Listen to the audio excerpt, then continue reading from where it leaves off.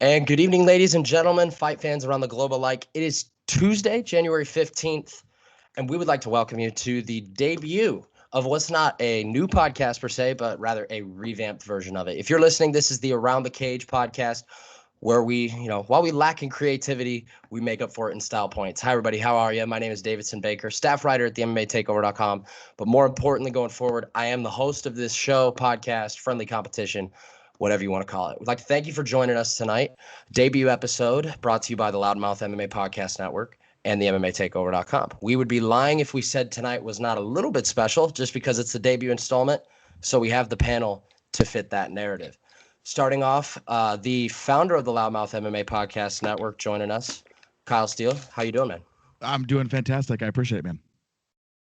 Then we have a contributor at an abundance of places, but hitting the highlights of Sherdog, Fightful, et cetera. James Lynch from the Great Wide North. James, how you doing tonight, man? I'm doing awesome. Thanks for having me, guys. The founder and editor of MMATakeover.com, as well as contributor at FanSided and Sherdog, Keith Shillan. How are you, my friend? I'm excellent. Enough with this friendliness. I'm crushing all the competition. There's levels to this, and these guys aren't on my level. Levels. We will see. And obviously, last but not least, joining us from the great state of Missouri, contributor to MMA Today, Max Freedman. Max, how are you? Great to be here. Can't wait to be on the second of two different shows on the Loudmouth MMA network. Keeping it diverse. So before we get started, just want to hit over the rules for anybody listening at home or watching this podcast tonight that may be a little confused how things work. If you've watched the show Around the Horn on ESPN, great. Then you've probably got a gist of it. If not, it's going to go a little bit like this. So 4 panelists are going to be rewarded points not by whether I agree with their argument, but rather how well they back their argument themselves. 4 questions are asked in round 1, and at the end of round 1, the person with the least amount of points says sayonara, bye. The second round is only 1 question, and the same thing happens at the end with that. The person with the least amount of points at the end of that round will also take a hike. For the final round, the scores will be reset for both the finalists, and there will be a final question, but the catch is, unlike all the other questions, these guys will not know what I will be asking them. It's a mystery box. Without further ado, you guys ready to get started? Let's do it. All right. Let's do it. So finally, a UFC fight week is upon us, and TJ Dillashaw and Henry Cejudo will etch the 4th chapter in the UFC's champion versus champion history book on Saturday night. The fight itself, however, could potentially impact an entire division. So we will start with Kyle. Mr. Steele, does a win by Dillashaw kill off the flyweight division? Does a win by Cejudo save it? Or do you think the fate of the 125ers has kind of already been predetermined? Yeah, I think this has been predetermined. And not that this is some giant sexy name, but I think once they cut a guy like Jose Torres, someone who could have been the future of that division, someone who's incredible at promotion, it works with Dillashaw, to be exact, right? He is plugged in that community. When they cut him, I think they sent a really strong signal. We don't care about prospects. We're done. I think the division is over regardless. If with a Cejudo win, maybe, but I highly doubt it. Max. There is absolutely no predetermined answer here. The flyweight division very much still alive. They don't really know what's going to happen. Exciting fighters are going to get rebooked. Look at Joseph Benavidez, big win over Alex Perez. He gets another fight against Davison Figueiredo, also a guy who finishes fights. That fight doesn't materialize. Dustin Ortiz, throw him in there. 3 straight wins, 2 first-round finishes there. Kai Kara France, brilliant performance in Australia. He gets rebooked right away. The most exciting fighters are going to get fights. There's absolutely no truth to whether or not this division is dead. James.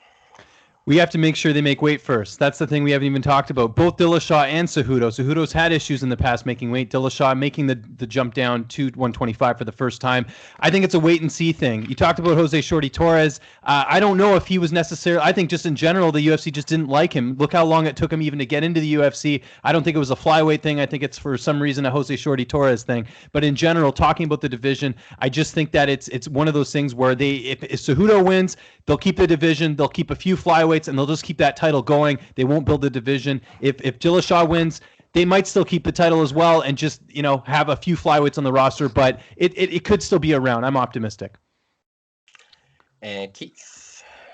No, taking down the flyweight division would be as bad as a move as taking down James Lynch's Twitter. I mean, you just don't do that. You got to take a look at the history of the UFC.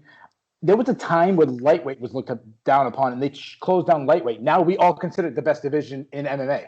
So as Max already said, there's tons of talent, guys like Formiga, guys like Pantoja. You don't build a division on one guy. I mean, they already tried doing that. They originally started the division for Joseph Benavidez, and Demetrius Johnson changed the whole thing, and you end up having one of the best fighters of all time.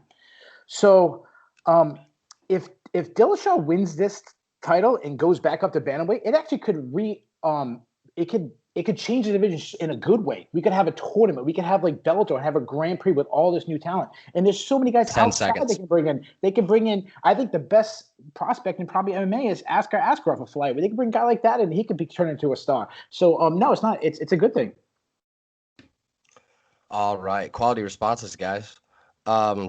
Quick check up on the score. Keith with 8. James and Max with 7. Kyle with 6.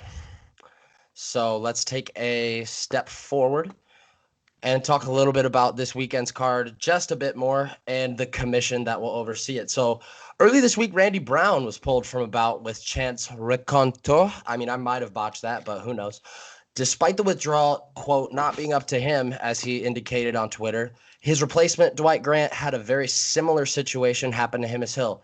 Happened to him as well. So, James, we'll start with you. Tell me, what do you think's going on here? Is the New York State Athletic Commission just being their stingy selves that we've seen in the past, or is there a missing piece to this puzzle?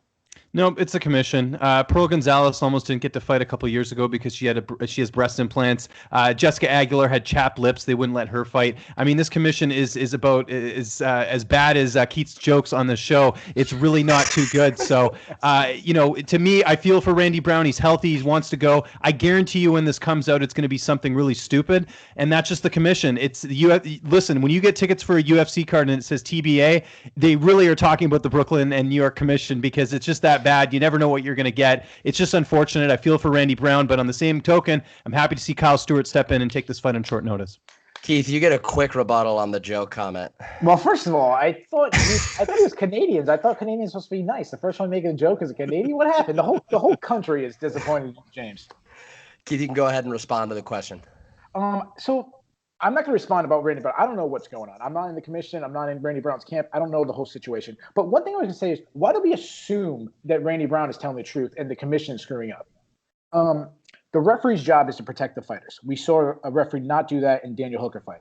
The cornerman's job is to protect their fighters. We saw that Raquel Pennington. I thought they dropped the ball. The commission's job is to protect the fighters. And I would rather have a commission be very stingent and pull guys than, God forbid, something happen. Fighters have died in combat sports, in boxing, in MMA. We don't want something like that to happen. I don't know why he got pulled, but I'd rather be cautious than the other way and have someone die. Kyle. I'm going to piggyback off Keith a little bit here. The commission is your first line of defense. So, you don't just get a teeth pulled, right? You don't get a tooth pulled out of nowhere, right? It's because you didn't brush first. That's the commission. The commission's job is the initial toothbrushing, so that way you don't have a lopsided fight or you don't have an issue where a guy is not ready to be there. I don't know this particular situation, and there's definitely been some weird, like the Pearl Gonzalez one that James brought up. She had fought before, and then all of a sudden, now the breast implants are a big deal, even though they knew about it before. It wasn't her. It was Misha Tate, I think, who had fought under the New York Commission, and it wasn't an issue for her, so why is it Pearl Gonzalez?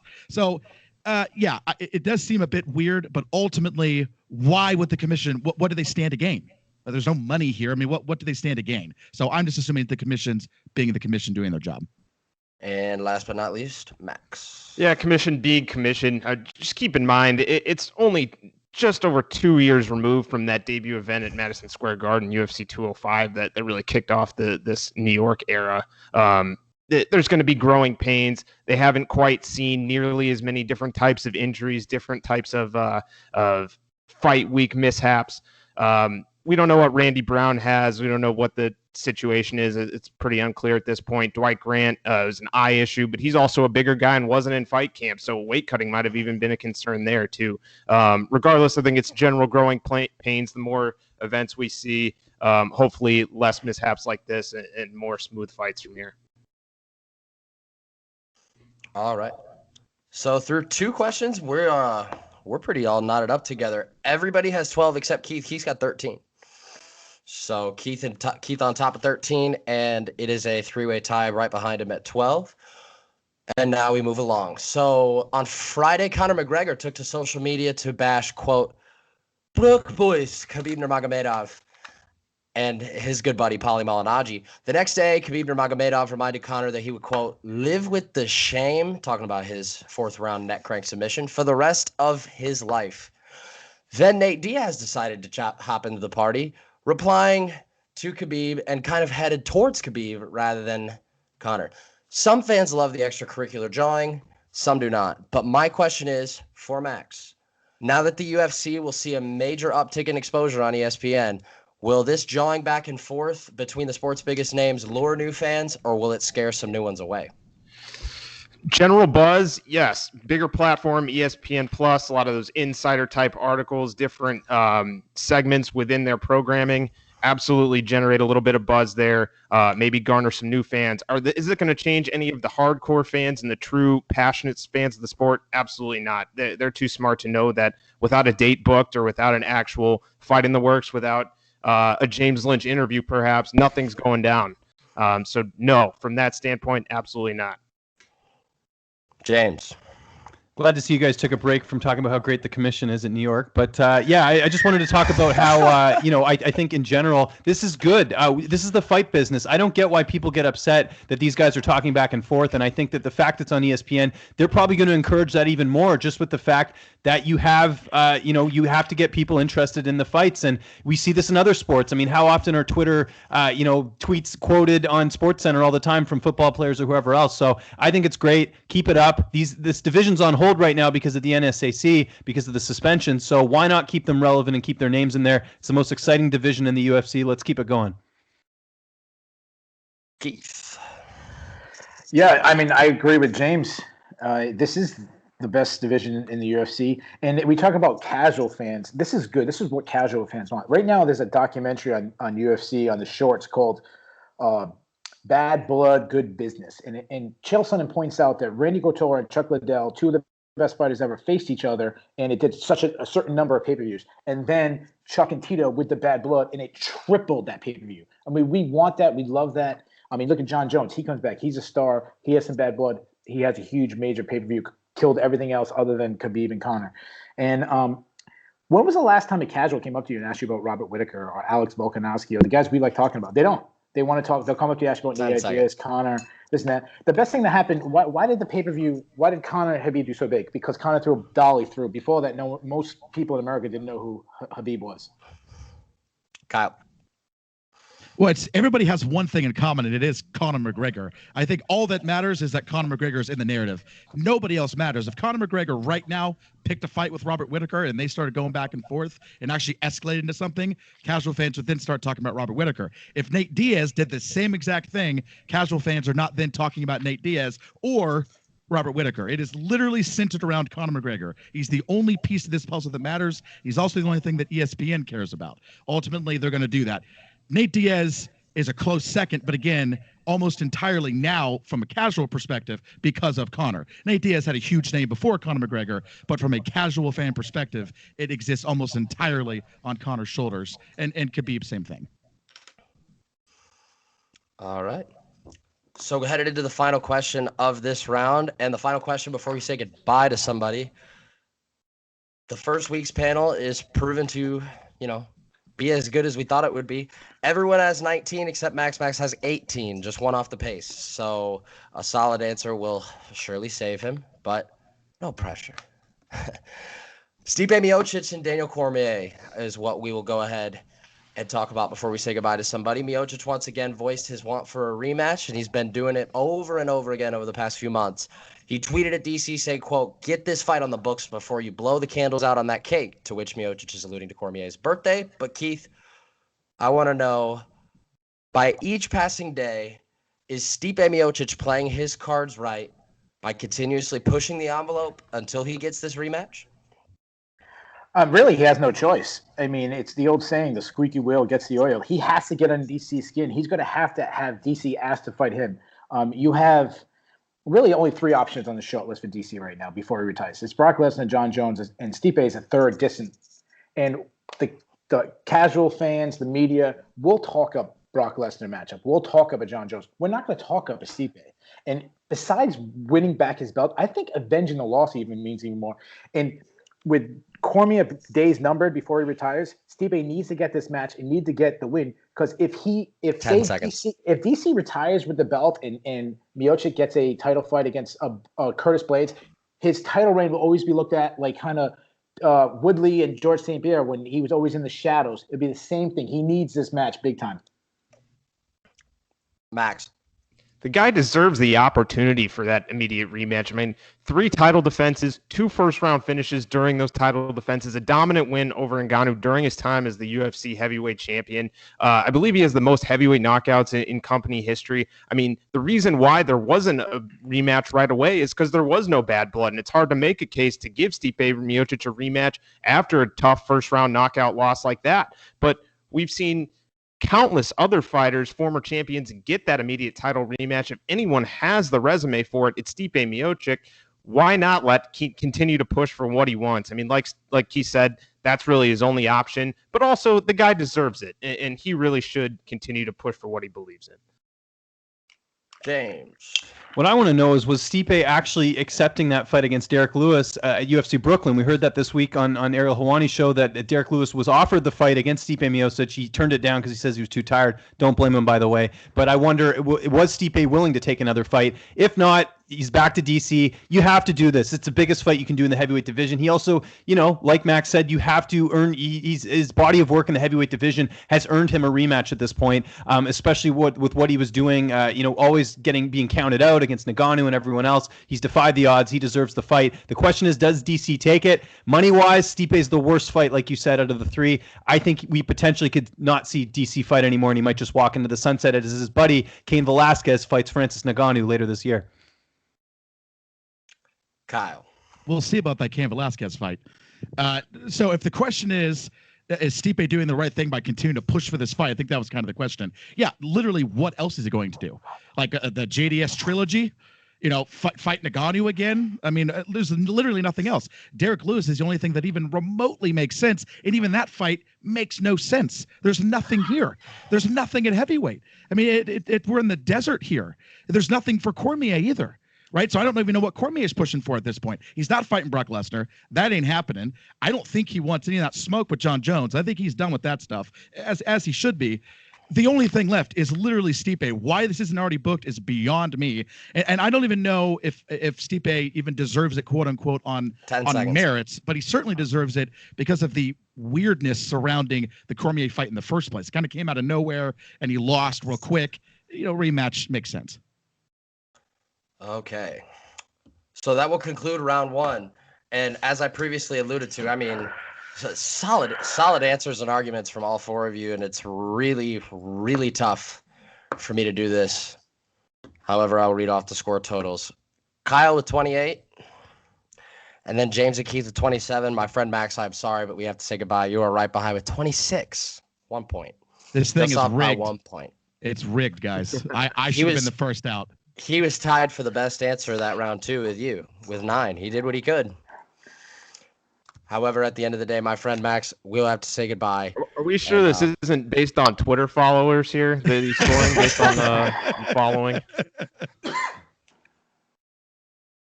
I think I'd be out in that case. I was like, yeah, I'm pretty sure Keith would have been on the episode. All right. So, man, I'm not going to lie. I don't know how to hang up on you, Max. So, Max does it. Peace out, Max. Hang up on yourself, buddy. I will see you later, buddy. Love you, buddy. See you guys. See you, man. Thank you. Thanks a lot for coming on. Of course. All right. We are down to 3. And we hit it rapid fire style. So, same rules, 45 seconds, 10-second rebuttal if you're called on.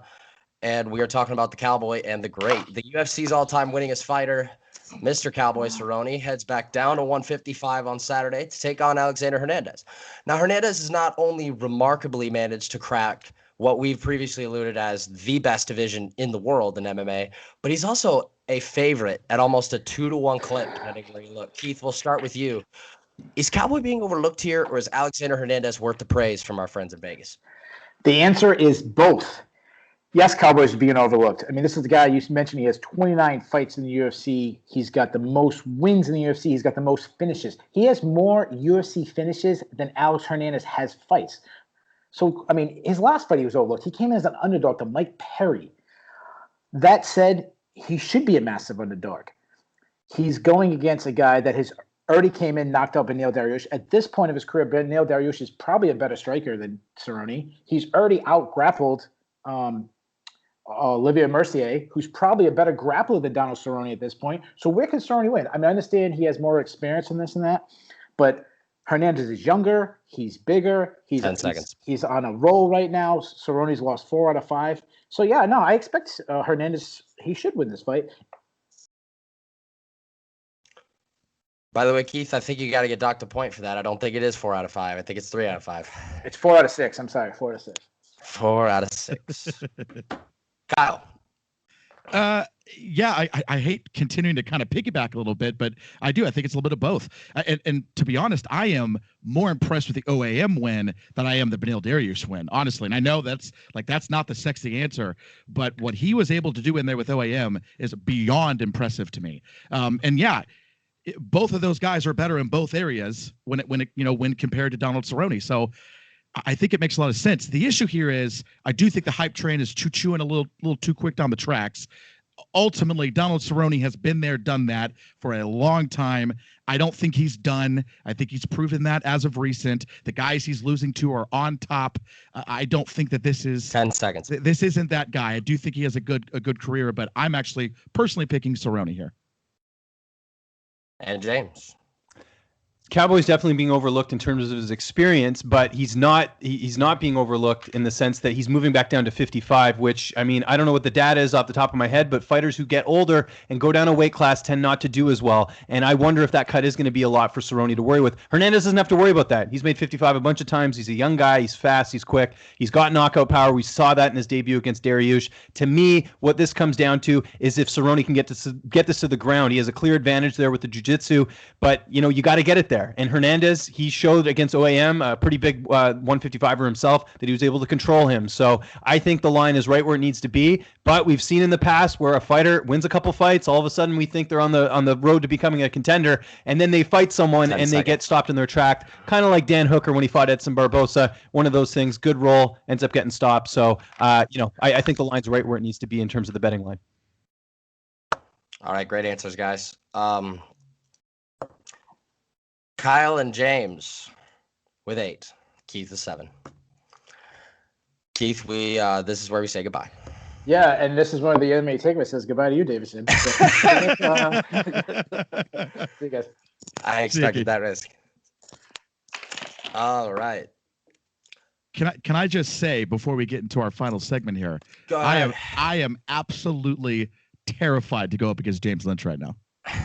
I'm mortified. Well, here we are in our debut episode of the Around the Cage web show podcast, whatever you like to call it. We have James Lynch and Kyle Steele as our 2 finalists. So you guys have no idea what I'm about to ask.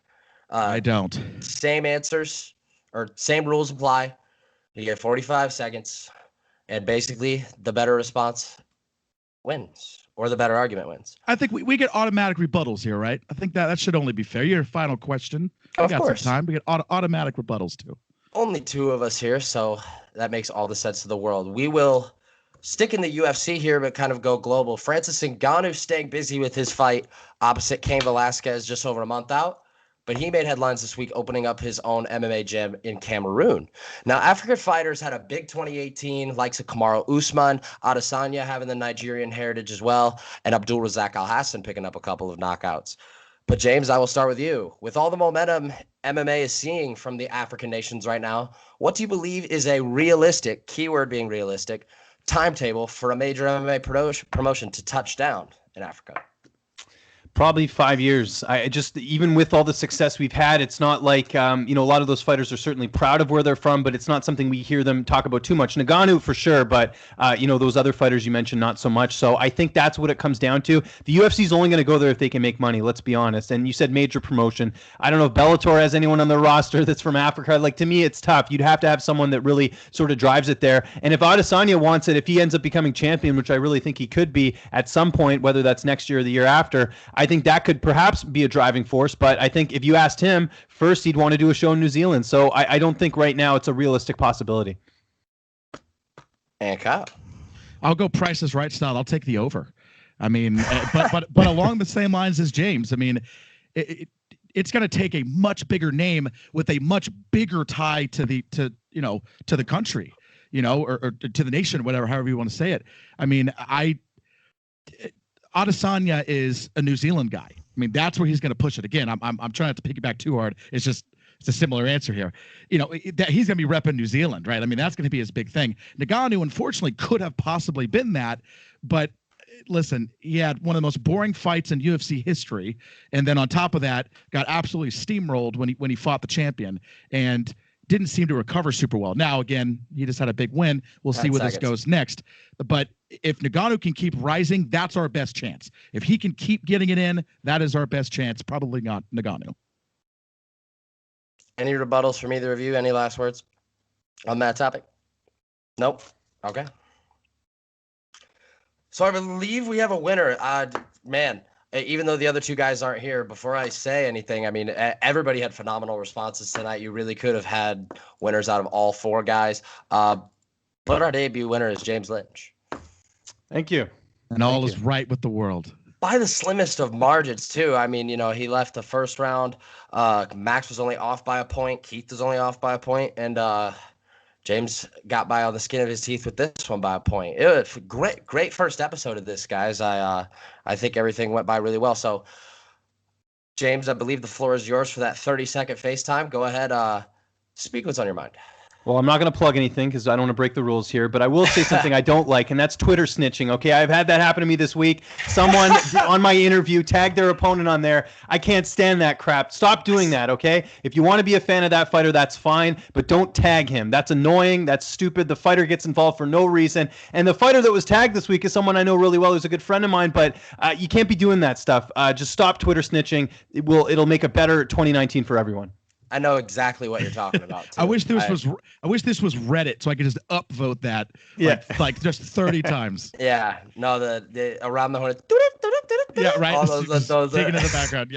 Yeah. Tony Reality being trigger happy, but I do know exactly what you're talking about. I won't mention any names of the fighters. However, yes, that is something that we should leave in 2018. Thank you too, and obviously thank Max and thank Keith for coming on this initial episode, and I think we're going to have fun running with this going forward. We'll be back next week, talk a little bit about the recap of UFC Brooklyn, as well as a little bit of Bellator 214. They're at the Forum, and the Heavyweight World Grand Prix is on the line. For me and my panel that joined me today, we would like to say so long, and thank you guys so much for listening.